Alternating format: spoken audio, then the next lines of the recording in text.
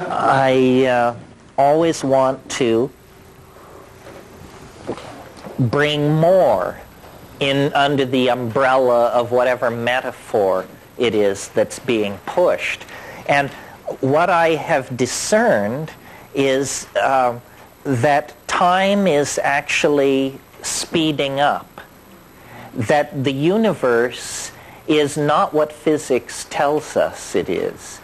Physics tells us that the universe is a physical system, an entropic system that was born in immense energy and chaos and will run down with a bang, with a whimper, not a bang, run down into heat, entropy, and dissipation.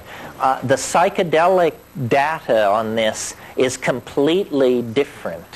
The psychedelic data says what that model left out was biology and mind. Now, biology, you might imagine, is a fairly ephemeral, recent, fragile phenomenon. It is not. The average star in this galaxy gutters out after about 700 million years. Not our star. We happen to have the good fortune to be around a very stable, slow-burning star. But there has been biology on this planet at least 2 billion years. 3 times the average life of a star. So biology is not some Johnny-come-lately epiphenomena. Biology is a phenomenon more persistent than the life of the stars themselves. And biology is not a static thing.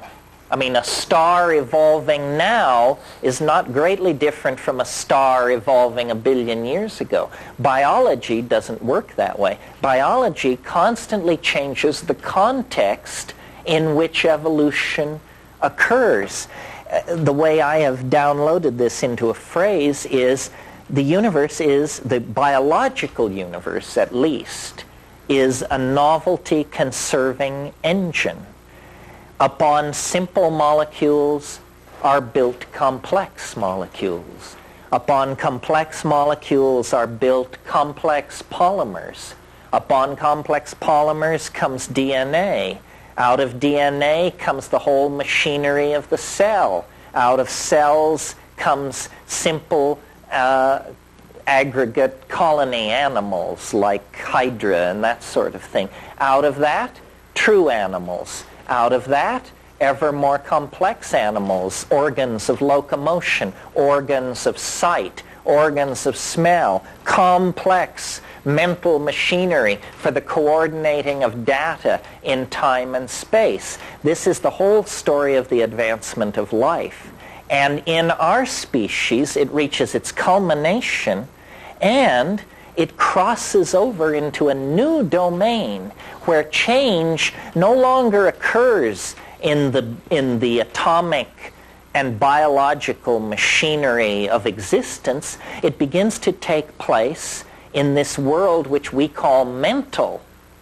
It's called epigenetic change, change which cannot be traced back to mutation of the arrangements of molecules inside long-chain polymers, but change taking place in syntactical structures that are linguistically based.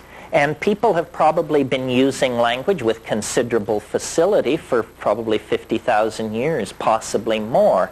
In our own time, we have created ever more elaborate languages, ever more elaborate technologies for transforming, storing, and retrieving language, so that we are actually on the brink, of being able to give every single one of you the complete cultural inventory, the complete database of human beings' experience on this planet. That's what these data highways and networks are all about. The nervous system is being hardwired.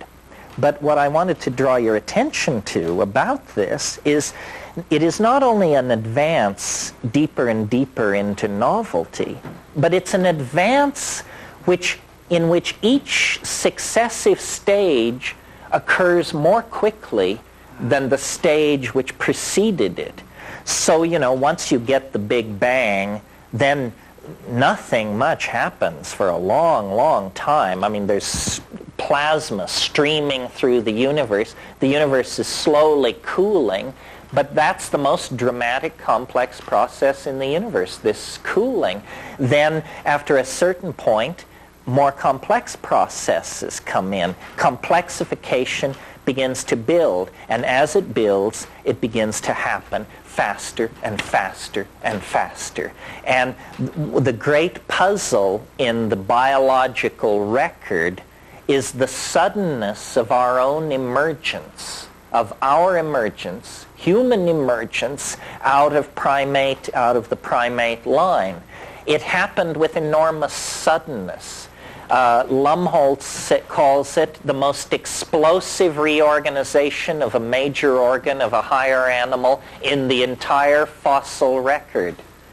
And that's, a great embarrassment to the theory of evolution, because this is the organ which generated the theory of evolution. We're talking an appendix or an eyebrow here. We're talking the very organ which generated it. I think that we have taken far too much responsibility for what is happening, and that what we took to be a staircase we were climbing is actually an up escalator. And if you will stop climbing, you will notice that it does not impede your upward progress, because the ground you're standing on is moving you toward the goal. And I think that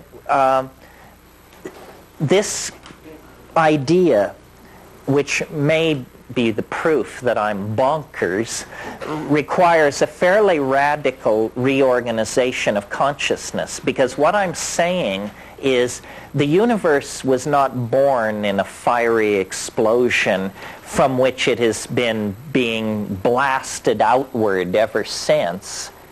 The universe is not being pushed like that from behind. The universe is being pulled from the future toward a goal that is as inevitable as a marble reaching the bottom of a bowl when you release it up near the rim.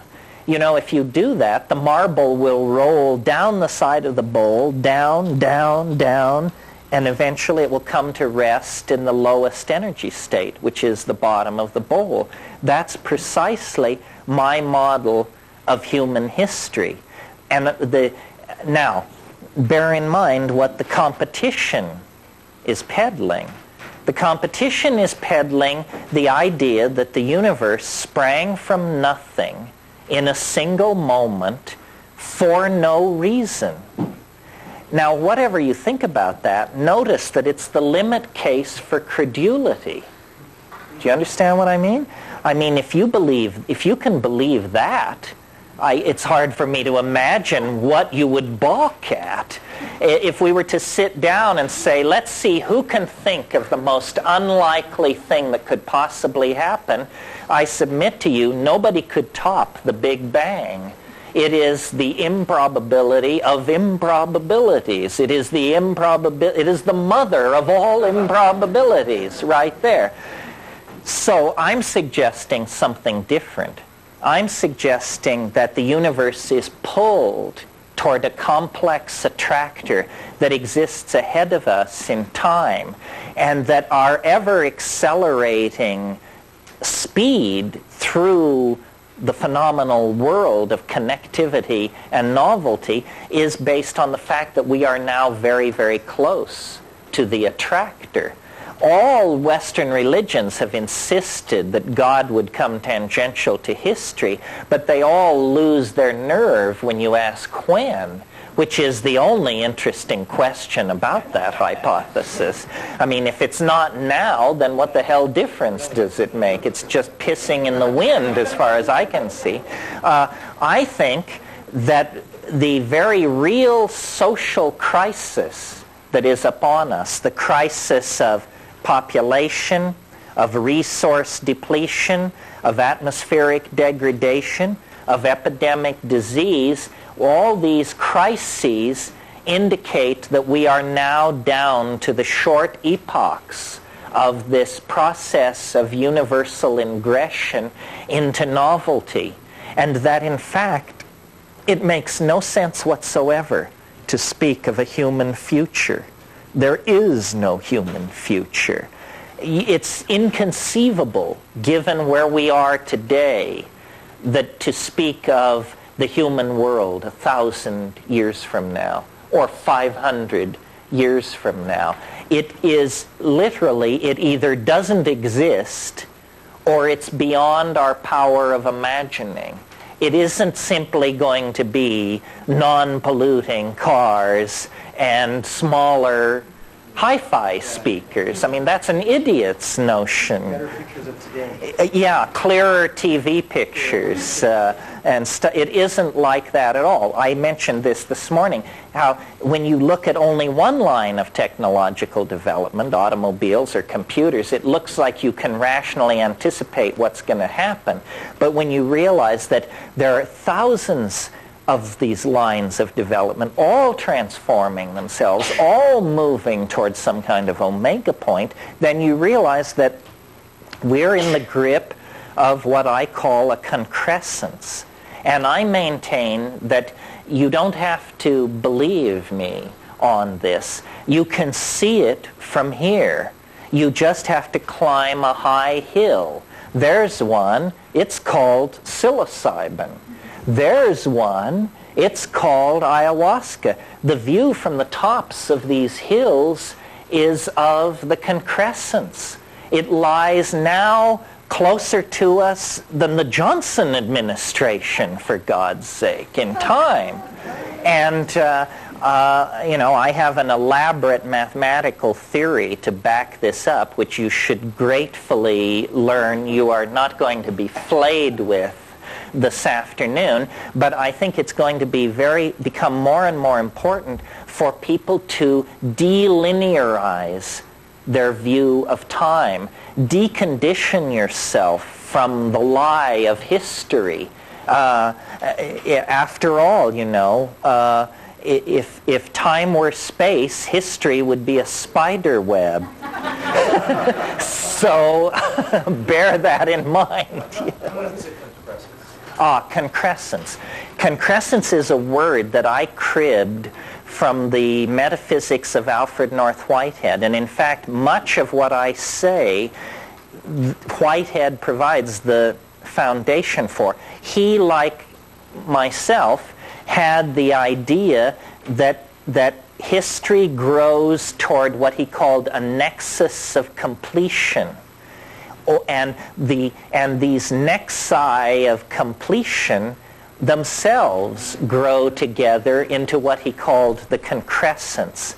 So a concrescence is a domain of extremely high novelty in comparison to whatever it's embedded in. So for instance, you walking in the wilderness, you are a concrescence, because you are more complex than the medium you're moving through.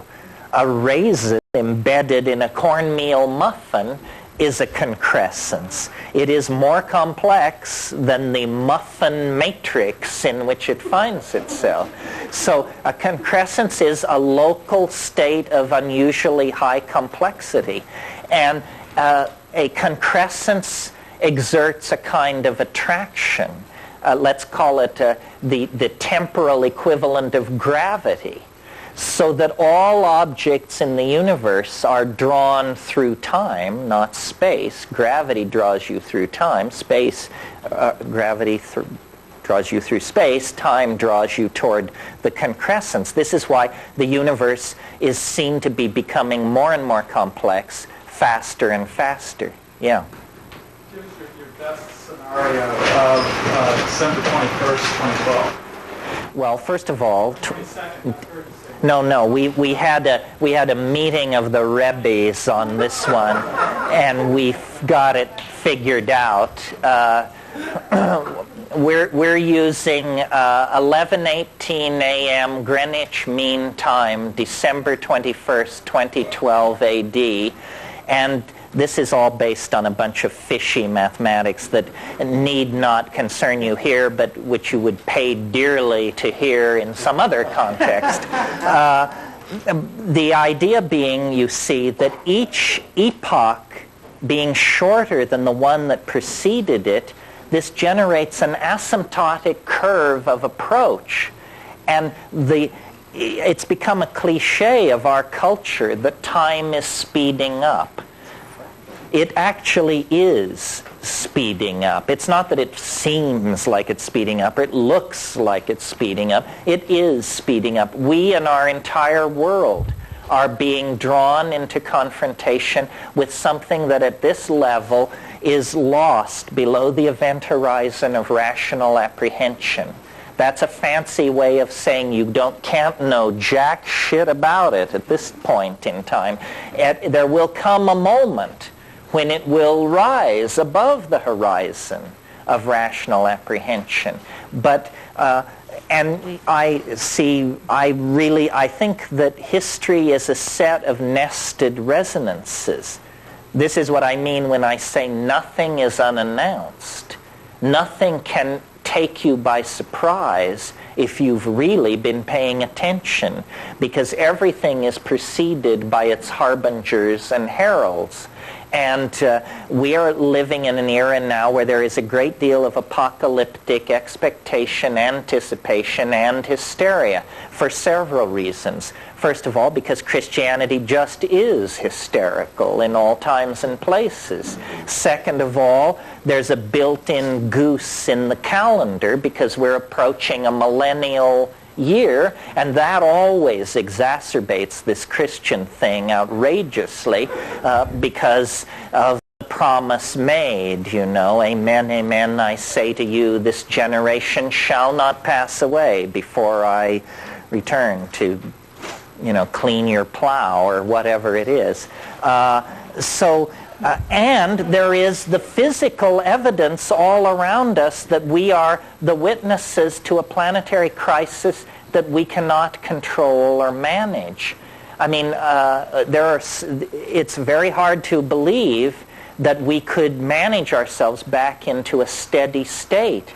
I mean, yeah, the Jews are talking to the Arabs and they're trying to get things straightened out in South Africa, but what about the global population curve?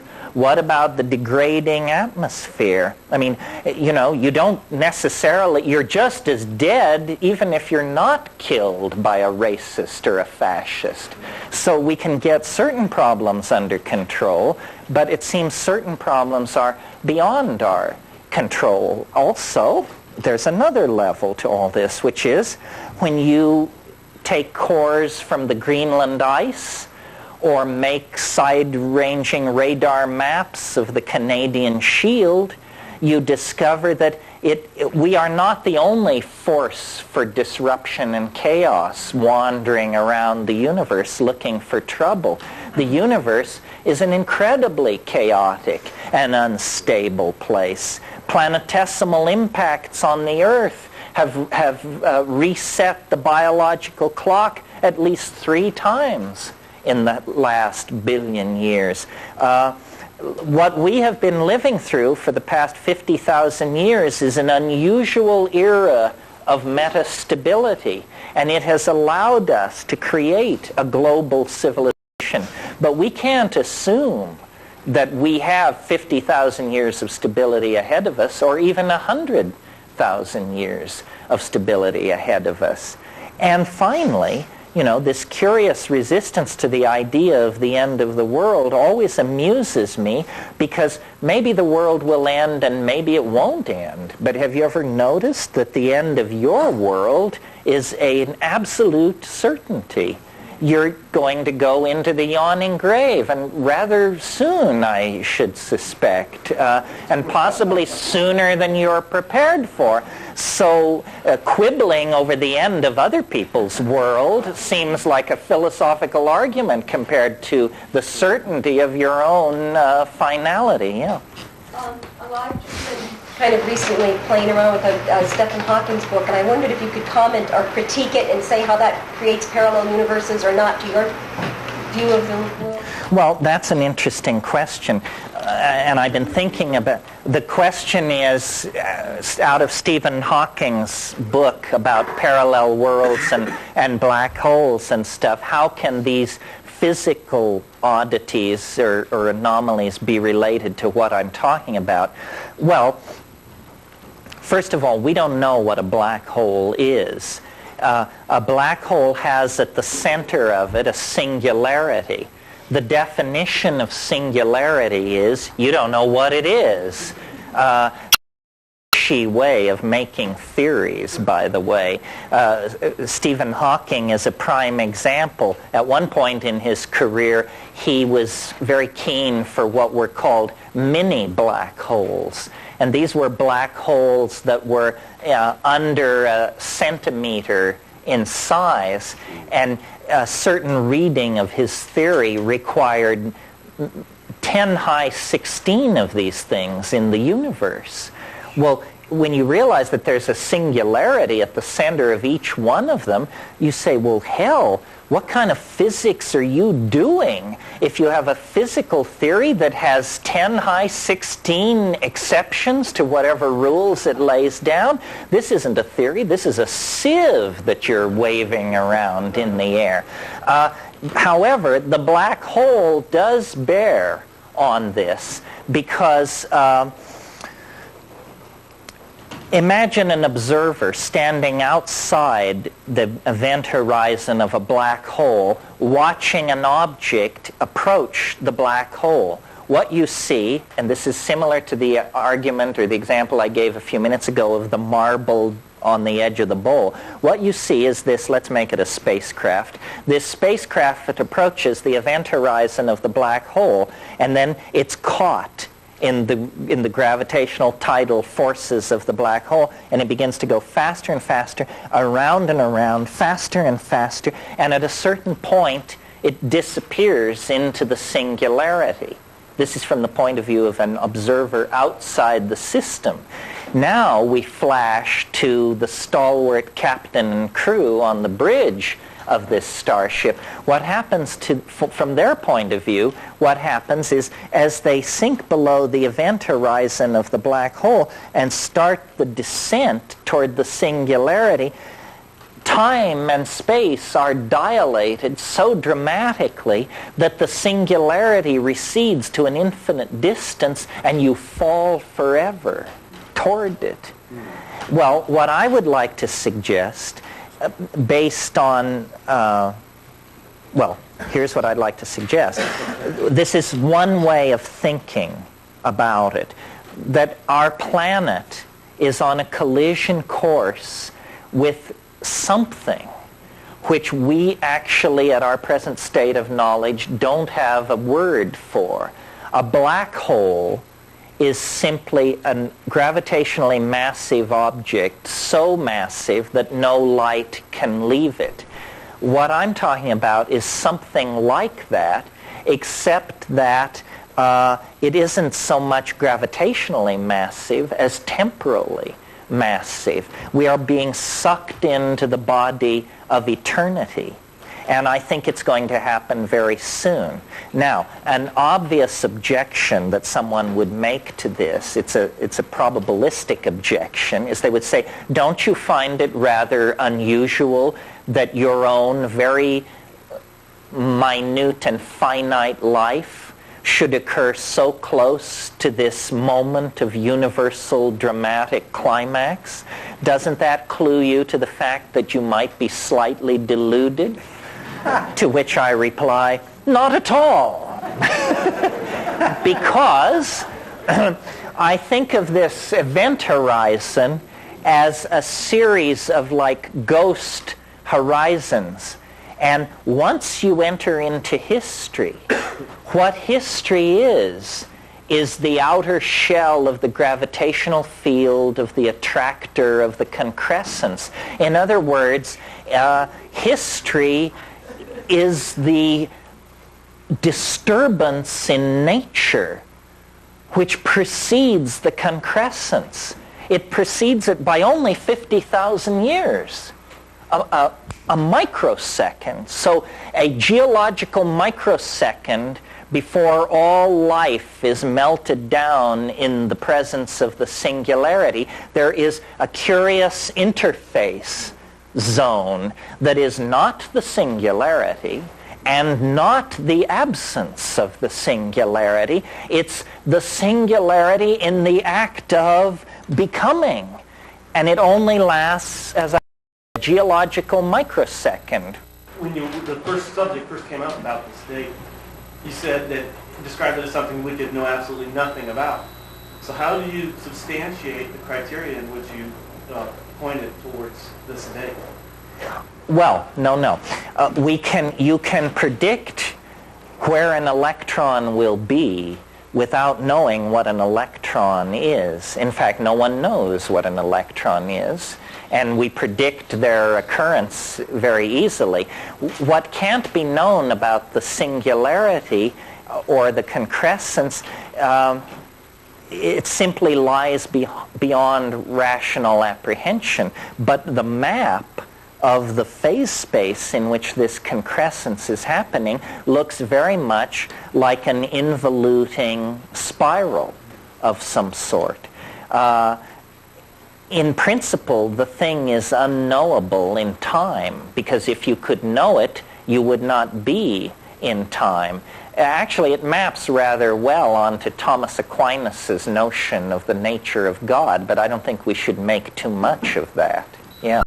So the question was, to describe the multidimensional layers that are being lifted, specifically in the last few minutes. Yes, well, here is my notion. It's fairly simple, I think. It's a series of nested cycles where each cycle is only 1/64th in duration of the cycle which precedes it.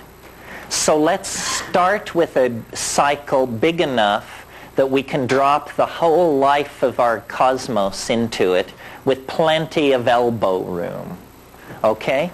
So astrophysics tells us that the universe is between, at one end of the spectrum, 15 billion years, at the other end of the spectrum, 25 billion years. So let's give it plenty of elbow room. Let's use a figure like 70 billion years. That's our great cycle. Now, inside that cycle, there is a concressed cycle at the terminal end, the end which we call the future end. It has a past to future. At the future end, there is a terminal cycle which is 1/64th of 70 billion years. That's roughly 1 billion years. And nested at the end of that billion-year cycle at the future end is a 640 million year cycle. No. Whatever a billion divided by 64 is, anyway. And then at the end of that cycle, another cycle, 1/64th as large. Well, eventually, if you keep collapsing these, you'll get down to a cycle that is 4,300 years long and change. That is the domain of true human history. I mean, granted, there were things went on before 4,300 years ago, but bloody little. I mean, 4,300 years in the past takes us back to before the building of the Great Pyramids, basically. So you can see, okay, well then in that 4,306-year cycle, at the end of it comes a 67-year cycle that has all the themes of all these larger cycles compressed and folded into it. Only 67 years.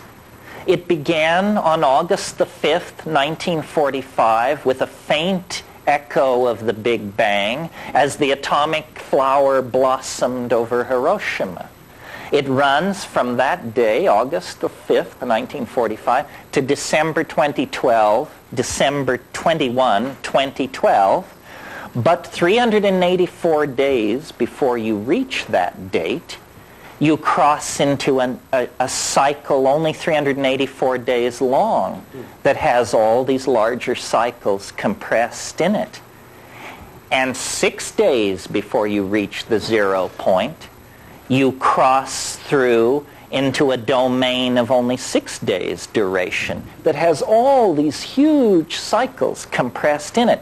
From 6 days to 1 hour and 35 minutes, to 1 minute and 6 seconds, to 1.3 seconds, to 0.035 seconds, down to the domain of Planck's constant, 6.55 times 10 to the minus 23rd erg seconds. Technically, we refer to it as a jiffy. You get down to 1 jiffy. Well, now, what is happening? Imagine the here's the point I want to make. If you have a universe like that, 72 billion years in duration, it will undergo half of its evolution in the last 30 seconds of its existence. Can you imagine? Now, this is what the scientists do, except they spin it around. And that's why, I can't remember who wrote it, but the book called The First 3 Minutes, Steven Weinberg's book, The First 3 Minutes, a book about the first 3 minutes in the life of the universe, where he leads you through all this complex physics as matter is crystallizing out of hyperspace and all this stuff. All I'm saying is, let's put the complexity in the more likely end of the cycle. Let's put it at the end, when after billions of years of evolution and all kinds of complexity and that sort of thing, everything comes together. So this kind of a cycle, if we were actually living in a universe like this, could completely unfold itself according to its natural laws and yet provide a miracle, the miracle of the concrescence. That's why I'm so keen on boundary dissolution. The more boundaries that have dissolved, the closer to concrescence we are. And when you finally reach it, there are no boundaries. You are eternity. You are all space and time. You are alive and dead, here and there, before and after. The singularity is a coincidentia oppositorum. It can simultaneously coexist in states which are contradictory. It is, Thomas Aquinas's vision of God. It's something which transcends rational apprehension. But it gives the universe meaning, because all process then can be seen to be a seeking and a moving and an effort to approximate, connect with, and attend to this transcendental object at the end of time. One way of thinking of it is like those bar balls that they hang in discos that send out thousands of reflections off everybody and everything in the room. Well, think of the transcendental object at the end of time as that bar ball, and then those reflected, twinkling, refractive lights are religions, scientific theories, gurus, works of art, poetry, great orgasms, great souffles, great paintings. In other words, anything which has, we even use this phrase, anything which has a spark of divinity in it is in fact referent to the original source of the sparks of all divinity, which is the compressed experience of life and mind after billions of years of unfolding itself within the confines of three-dimensional space. And you can make this vision your friend through psychedelics, because as I said at the beginning of this rave, you can see it from here. Of course, not if you have your face plunged in your stock portfolio. You're not going to see it, no. But if you will go up on the mountain and take 5 dried grams in silent darkness and pray through the night, you will absolutely guaranteed come into a sense of this thing. And it's real. And history is simply a perturbation on the surface of the waters of time as we approach the lip of this cascade into concrescence, novelty, and completion. And the psychedelics raise you out of the historical matrix and give you a sense of participation in this transcendental reality. It's the essence of religion. It's the essence of psychic balance. It's the source of shamanic power and mental health. Thank you.